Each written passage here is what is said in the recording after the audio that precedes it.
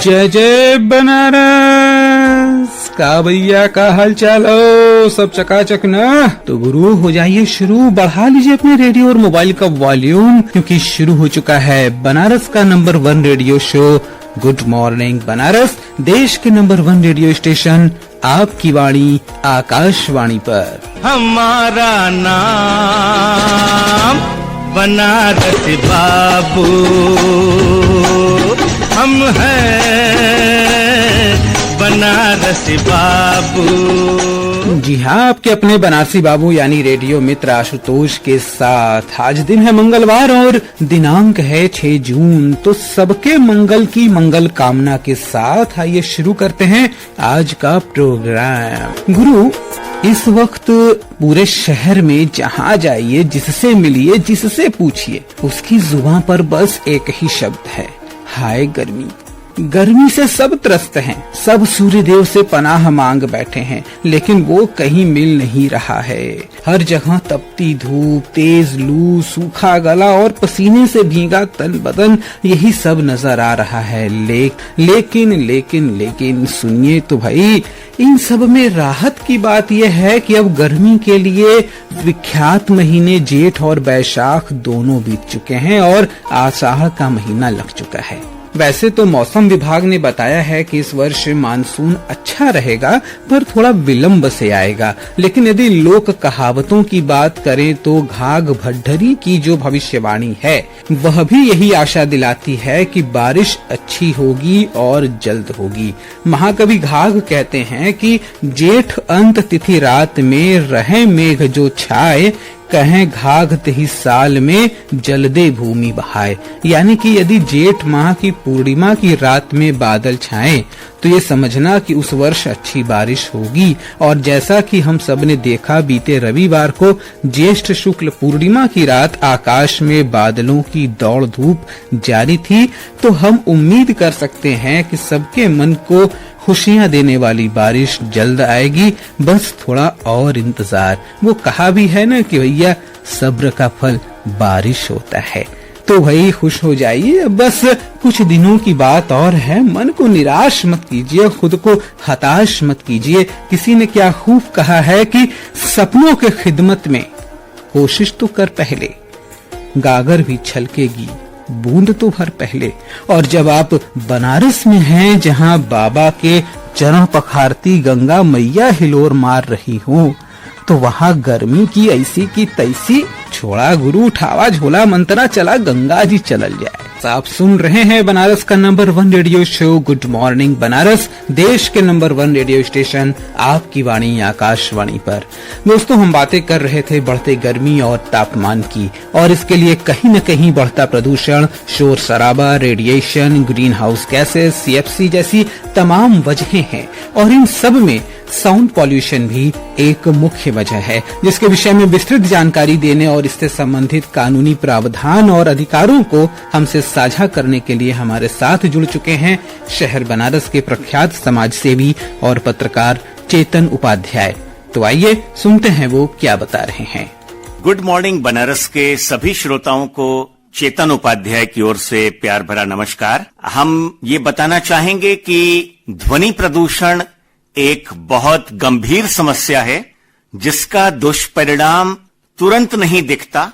इसलिए बहुत सारे लोग इस समस्या को अंडर एस्टिमेट करते हैं, जबकि फिजिकल लेवल पर, मेंटल लेवल पर, साइकोलॉजिकल लेवल पर और इमोशनल लेवल पर बहुत अधिक पीड़ित करता है ध्वनि प्रदूषण। और आज के बनारस में ध्वनि प्रदूषण की जितनी भी सीमाएं हैं, वो ऑलरेडी पार हो चुकी हैं। और किसी जमाने में बहुत अधिक जब पेड़ पौधे होते थे, तो वो ध्वनि प्रदूषण को और वायु प्रदूषण को दोनों को ही एब्जॉर्ब कर लेते थे, सोख लेते थे। लेकिन आज की तारीख में जबकि हरियाली का प्रतिशत 1% से भी कम रह गया है, जबकि स्वस्थ जीवन के लिए कम से कम 33% हरियाली होनी चाहिए, 1/3 क्षेत्रफल में हरियाली होनी चाहिए। और बनारस की अगर हम बात करें तो 1% से भी कम हरियाली रह गई है। और ऐसी स्थिति में थोड़ा भी शोर बहुत दूर तक गूंजता है, बहुत अधिक तकलीफ देता है। इसी नाते भारत सरकार ने जो कानून बना रखा है, ध्वनि प्रदूषण विनियमन व नियंत्रण नियम 2000, जिसको 2010 में संशोधित भी किया गया, और कृपया इसे पर्यावरण संरक्षण अधिनियम 1986 के साथ जोड़कर अगर पढ़ा जाए तो ये समझ में आएगा कि रात्रि 10 बजे से सुबह 6 बजे के बीच धीमी से धीमी आवाज में भी लाउडस्पीकर बजाना एक अपराध है, और दोषी को पर्यावरण संरक्षण अधिनियम के तहत, जो पर्यावरण संरक्षण अधिनियम 1986 का है, उसके अंतर्गत 1 लाख रुपए तक का जुर्माना या 5 साल तक की जेल या एक साथ दोनों सजा हो सकती है। किसी भी धार्मिक कार्यक्रम में या वैवाहिक कार्यक्रम में रात्रि 10 बजे तक ही लाउडस्पीकर या बैंड बाजा या कोई भी शोर अलाउड है, और साउंड प्रूफ ऑडिटोरियम में आप रात्रि 10 बजे के बाद कर सकते हैं, लेकिन धीमी से धीमी आवाज का लाउडस्पीकर भी गुनाह है, अपराध है भारत के कानून के निगाह में। और दिन के दौरान भी कुछ लोग ये भ्रम फैलाते हैं कि दिन में तो बहुत तेज शोर किया जा सकता है, लेकिन हकीकत यह है कि दिन के दौरान भी ध्वनि का असर इतना ही हो कि आसपास के लोगों को आपस में बातचीत करने में या सामान्य कामकाज करने में या विश्राम करने में या पढ़ाई करने में कोई भी दिक्कत न हो। और दिन के लिए भी अगर आप 112 नंबर पे कॉल करके शुरुआत में ही ये कह दें कि मेरा नाम और मेरा नंबर गुप्त रखा जाए, तो आपकी पहचान वास्तव में गुप्त रखी जाती है, और 10 से 12 मिनट, अधिकतम 15 मिनट के अंदर पुलिस आती है और साउंड के लेवल को दिन में भी कम कराती है, और रात्रि 10 बजे से सुबह 6 बजे के बीच पूरी तरह से स्विच ऑफ। और अगर आप किसी के खिलाफ मुकदमा कराना चाहें तो घर बैठे अपने मोबाइल पर, स्मार्टफोन पर आप गूगल प्ले स्टोर से UP cop, UP cop application download करके, ये यूपी पुलिस की एप्लीकेशन है, इस पे आप ध्वनि प्रदूषण के खिलाफ FIR घर बैठे करा सकते हैं। और चलते चलते एक बात और, कि दिन हो या रात साइलेंस जोन में स्कूटर या मोटरसाइकिल का हॉर्न बजाना भी गुनाह है। लाउडस्पीकर, बैंड बाजा और डीजे तो बिल्कुल ही गुनाह है। और दुनिया की ऐसी कोई भी सड़क नहीं है जिसके किनारे स्कूल, कॉलेज या फिर अस्पताल, नर्सिंग होम या फिर मंदिर, मस्जिद, गुरुद्वारा, गिरजाघर या कोर्ट कचहरी न हो। ये 4 प्रकार के ऐसे स्थान हैं जिसके 100 मीटर के दायरे में आप लाउडस्पीकर, बैंड बाजा, डीजे, पटाखा या फिर स्कूटर, मोटरसाइकिल का हॉर्न भी नहीं बजा सकते। तो ये सारे नियम कानून हमारे आपके फायदे के लिए बनाए गए हैं। किसी भी प्रकार की निःशुल्क कानूनी सहायता के लिए या निःशुल्क सलाह के लिए आप हमारी संस्था सत्या फाउंडेशन के मोबाइल नंबर 9212735622 पर संपर्क कर सकते हैं। अगर फोन न मिले तो आप SMS या WhatsApp भी कर सकते हैं। नंबर है हमारा 9212735622। तो शोर से बचें, यही हमारा आज आपसे आग्रह है। बहुत बहुत धन्यवाद, बहुत बहुत प्रणाम आप सभी लोगों को। अभी आप सुन रहे थे शहर बनारस के विख्यात समाज सेवी और पत्रकार चेतन उपाध्याय को। हमसे जुड़ने के लिए आपका बहुत बहुत धन्यवाद सर। दोस्तों, उपाध्याय जी ने आपको 2 नंबर बताए जहां पर आप अवांछित शोर शराबे की शिकायत कर सकते हैं। इसके साथ ही यदि आप चाहें तो वाराणसी पुलिस कंट्रोल रूम के नंबर 9454 40 16 45 पर कॉल करके भी शिकायत कर सकते हैं, जिसका तुरंत समाधान किया जाएगा। और अब आइए चलते हैं अपने अगले सेगमेंट की ओर और जानते हैं अपने शहर बनारस का हाल समाचार।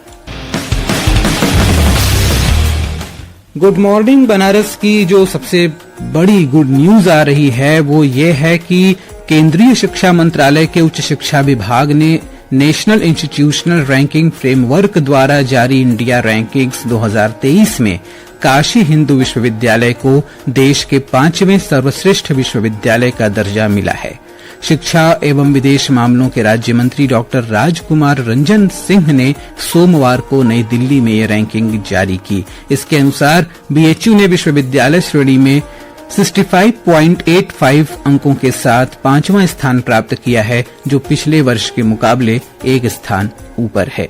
एक दूसरी गुड न्यूज ये है कि UP pre state small bore fire arms championship में बनारस के निशानेबाजों ने शानदार प्रदर्शन किया। नई दिल्ली के तुगलकाबाद में आयोजित प्रतियोगिता के व्यक्तिगत स्पर्धा में 3 gold medal, 2 silver medal, 2 bronze और टीम स्पर्धा में 2 गोल्ड और 1 ब्रॉन्ज मेडल हासिल किया। टीम स्पर्धा के सेंटर फायर पिस्टल में उत्कर्ष वर्मा, निशांत गुप्ता, गणेश यादव ने गोल्ड हासिल किया। पुरुष वर्ग के 50 मीटर में सिद्धार्थ सिंह, अजय कुमार सिंह, ज्योतिरादित्य पांडे ने गोल्ड मेडल जीता। इसके अलावा व्यक्तिगत स्पर्धा में प्रियदर्शी गौतम, अजय कुमार सिंह ने गोल्ड मेडल जीता। सिल्वर उत्कर्ष वर्मा, सिद्धार्थ सिंह ने जीता। आर्यन सिंह और अनमोल विश्वकर्मा को ब्रॉन्ज मेडल मिला। हमारी ओर से आप सभी विजेताओं को बहुत बहुत बधाइयां और शुभकामनाएं। दोस्तों, स्वच्छ सर्वेक्षण 2023 में नगर निगम अच्छी रैंकिंग हासिल करने के प्रयास में जुटा हुआ है। इस क्रम में सर्वेक्षण के मानकों के अनुसार वार्डों की साफ सफाई कराई जा रही है। साथ ही साथ निगम खुद भी वार्डवार स्वच्छ सर्वेक्षण करा रहा है। इस क्रम में सोमवार को महापौर अशोक कुमार तिवारी और नगर आयुक्त शिप्पू गिरी ने संयुक्त रूप से स्वच्छ सर्वेक्षण 2023 के मानकों पर अच्छा प्रदर्शन करने वाले 10 वार्डों के रैंकिंग की घोषणा की, जिसके अंतर्गत सिगरा वार्ड को मई 2023 की स्वच्छता रैंकिंग में अव्वल स्थान प्राप्त हुआ है। दूसरे स्थान पर भेलूपुर और तीसरे स्थान पर नगमा वार्ड रहे हैं। तो ये हमारे लिए एक प्रेरणा का अवसर है कि हम भी अपने वार्ड को, अपने मोहल्ले को स्वच्छ रखें और इस तरह से नगर को, शहर को स्वच्छ रखने में अपना योगदान करें। आपको बता दें कि इंडिगो एयर वाराणसी से मुंबई के बीच 15 जून से एक और सीधी विमान सेवा का संचालन शुरू करने जा रहा है। इसके लिए इंडिगो एयर ने विमान का शेड्यूल भी जारी कर दिया है और टिकट की बुकिंग भी शुरू हो गई है।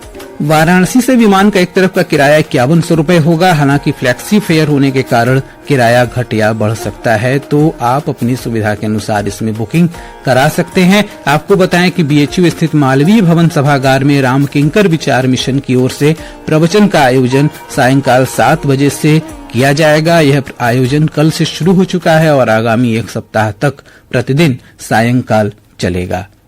नवयुवाओं के लिए सूचना है कि बीएड संयुक्त प्रवेश परीक्षा के अभ्यर्थियों को प्रवेश पत्र मंगलवार से ऑनलाइन मिलने शुरू हो जाएंगे। बुंदेलखंड विश्वविद्यालय की आधिकारिक वेबसाइट bujhansi.ac.in से इसे डाउनलोड किया जा सकेगा। इसी के साथ परीक्षार्थियों को अपने परीक्षा केंद्र की भी जानकारी मिल जाएगी। तो ये था अपने शहर बनारस का हाल समाचार और अब आइए करते हैं बातें गुजरे हुए कल की।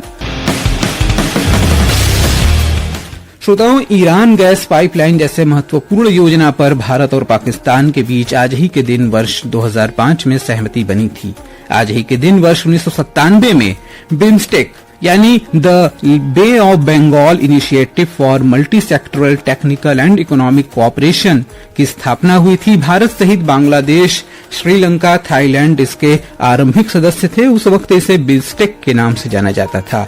आज है जन्मदिन स्वतंत्रता संग्राम सेनानी उपेंद्रनाथ बंदोपाध्याय, साहित्यकार गिरिधर शर्मा नवरत्न, वेद प्रकाश शर्मा, सुप्रसिद्ध अभिनेता सुनील दत्त, निर्माता डी रामा नायडू और गीतकार राजेंद्र कृष्ण का। साथ ही आज है पुण्यतिथि दर्शन के सुप्रसिद्ध विद्वान रामचंद्र दत्तात्रेय रानाडे की। और अब रुख करते हैं आगे की ओर और आपको कराते हैं बनारस की सैर अपने अगले सेगमेंट में, जिसका नाम है काशी कथा।